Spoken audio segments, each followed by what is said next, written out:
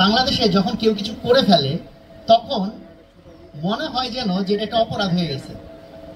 একটা কিছু করে ফেললে তখন বাকি সবাই ধরে দাঁড়িয়ে যে ভাই আপনি ওইটা কেন করেন না, ওইটা কেন করেন না, যেন ভাই আমি কিছু একটা করে যেন একটা দোষ করে ফেললাম। তো যাই হোক, আমি সেই দৃষ্টিভঙ্গিতে দেখতেছি না যে আপনারা আসুন্নাহকে দোষ দিচ্ছেন, এটা পরামর্শের দিক থেকে।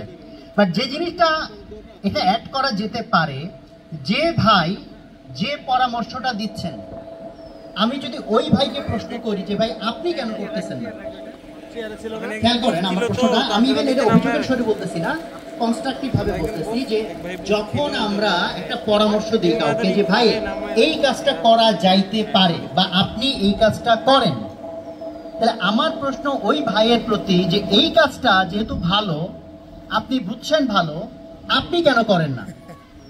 উনি তখন অ্যান্সার যেটা দিবেন যে ভাই আমার তো সেই সক্ষমতা হয় নাই, আসুন্নাহর যে সক্ষমতা আছে, যে ম্যান পাওয়ার আছে, যে রেপুটেশন আছে, যে টাকা পয়সা আছে, আমার তো সেটা নাই।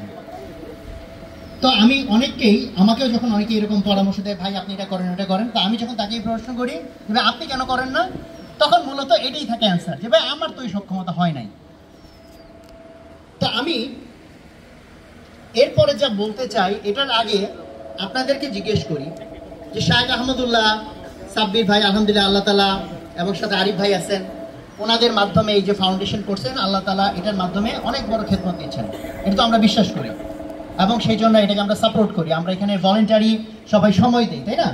এমন তো না এখান থেকে আমরা টাকা পয়সা পাই, বেতন পাই, বা এখানে কাজ করলে বড় কোনো সুবিধা পাওয়া যাবে, টেন্ডার ধরা যাবে, তা তো না। আল্লাহ রাজি খুশির জন্য আপনারা যারা এখানে আছেন তারা এখানে স্বেচ্ছাশ্রম দিয়ে থাকেন।